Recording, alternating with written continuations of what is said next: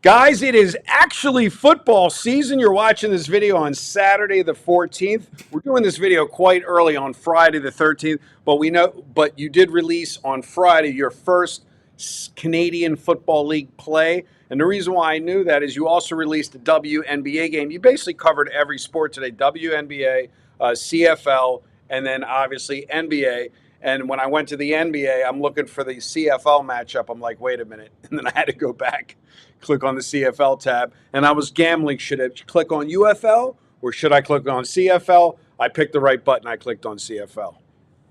I was talking to Ruffalo on this morning live show as we're doing this video on Friday.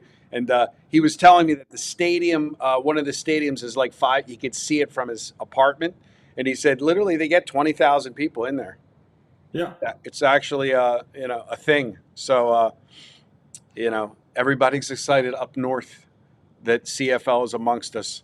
Do you use the same stats and trends and algorithms, or is it completely different because of the rules in the sport?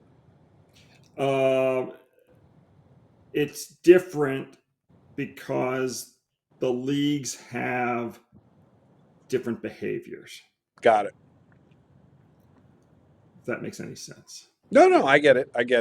So another way to say it would be, and it's the same even in American. What works in the NFL does not necessarily work in college football. What Right. works in CFL does not necessarily work in the NFL. I know a lot of people aren't fans necessarily of WNBA or CFL, but if you just focus on our most popular leagues, the NFL and college football, you have to handicap them differently because, generally speaking, the college football is more of a momentum sport, whereas NFL is more up and down. So you have to recognize that. So, in the NFL, I am more apt to play on a team off a loss, but in college football, I'm taking a lot of teams off wins. So there are different behaviors in the different leagues, and that applies to WNBA, that applies to CFL. So you have to get all the data, and then you have to go through the data to see how the league acts. Well, so just on what you just nailed with the NFL and college on the off a loss, off a win, I would say that there's the old word, there's more parity in the NFL. So basically there's more aggression.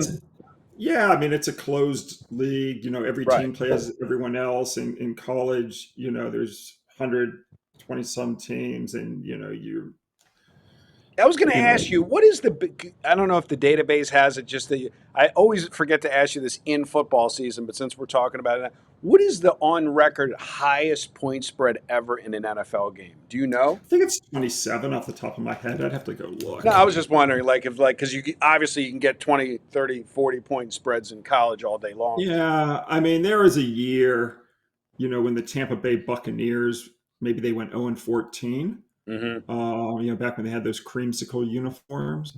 And I just vaguely remember the Steelers being favored by a shitload of points over them. Hold on, let me just look and see. Yeah, that's funny. I'm just going to see who's been favored by. What's great is when you see these college football teams and they're laying 42 or 45, and then they'll win 41-0. Yeah, so it is the spread is 27. Wow. It was Denver versus Jacksonville. Wow. Back in October 13, 2013. Look, and we're doing this video on Friday the 13th. Go ahead. Yeah. And Jacksonville had not won a game. Denver was undefeated. What part of the year was this? This was week 6. So one team was 0-5, the other team was 5-0, and it was a 27-point spread. So the next question is, did they cover? Jacksonville covered. Yeah, they lost by 16. Oh, the dog covered. Got it. Yeah. Yeah, and I'm looking at when an NFL team has been favored by more than 21. Right. They're 1-4 ATS. Yeah, that would make sense to me. Yeah. It's a lot of points to lay. Yeah. I remember one year. I don't know if you remember what year it was. I don't know if it was. I think it was still the Redskins, and I think New England was playing the Redskins, and there was they were up 40, and it would affect the total, and they went in with no time. Instead of kneeling, they went in, and it was a whole thing. It was they ran up the score down their throat for no reason with no time left. But I think it's kind of hard to cover those point spreads in the NFL like that because now people take the knees. when there's no chance of them coming back. So I just actually looked. The one game I had mentioned that I had referenced that I knew had a high point spread, but it's not in my database because my database goes back to 1980. Got it. And I had, when I was growing up as a kid, I lived in Pittsburgh, so I have a distinct memory of the game. Was the 1976 Tampa Bay Pittsburgh game? When Tampa Bay lost every game. Right. So I right, just right, Googled what was a point spread in the 1976, and it says that Pittsburgh was favored by 26 points that game. So that point spread was the worst at the time. And Pittsburgh blew them out 42-0. So Pittsburgh did cover the 26. And then that was overcome, of course, in 2013 by the Denver Broncos, Jackson. So this is actually interesting to me, and I'm sure your database has the answer. The overall pro side, the Micah side, the syndicate side is and I know you don't believe in any of this stuff. I'm going to caveat that. What I'm going to say is how do you know that the value is on double-digit dogs in the NFL. But I wonder lifetime if no. The value is on double-digit home dogs. Home dogs. And I wonder not road dogs. Now, right? Okay. Maybe Micah does. Maybe Micah doesn't know the difference. And I wonder if it's actually like that much of an edge. Like, I mean, I'll give you the stats on double-digit home versus double-digit road. Okay, that's cool. Okay, so if you're a double-digit road dog, which isn't that unusual, right? The record going back to 1980 is 581 and 549, 51.4%. You're not going to make money either way. Got it. But if you're a double-digit home dog, yeah, like I will rarely go against a double-digit home dog. I just either take it or lay off. Right. Yeah, they've just done so well over time. It's just not worth it. So double-digit home dogs are 55.6% against the spread, 132 and 105. And I've got some tighteners on that can increase the percentage to like 63, 64%.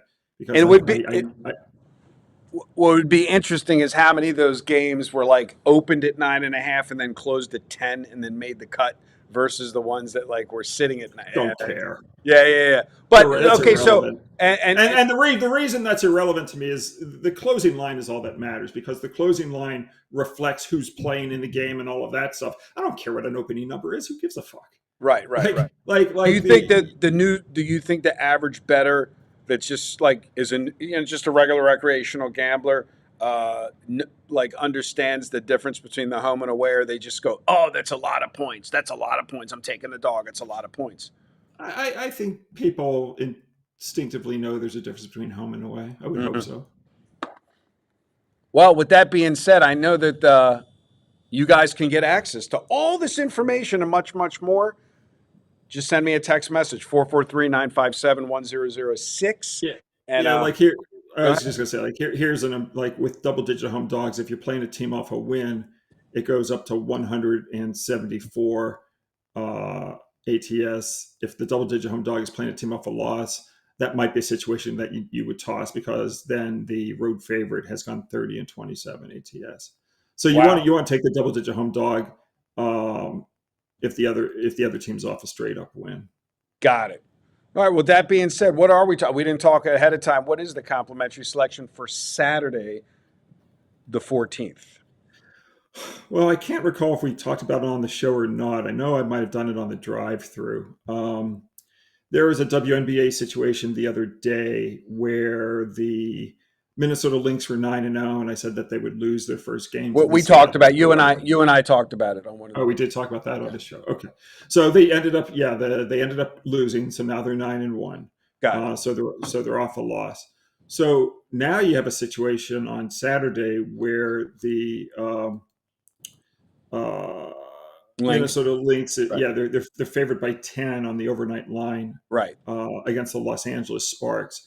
And Minnesota at home off an ATS loss, when they're favored, they're 80 and 48 ATS. So wow, I'm not in love with, I still think they're probably a little bit overvalued, right? Because they're still 9-1, right, after the great start. But I'm going to still take them, to bounce back, and we'll lay the 10 against the LA Sparks. We're going to lay the 10, guys. Reach out to me, 443-957-1006. Find out about the all access. And once again, looking forward to working with each and every one of you. And good day and good luck.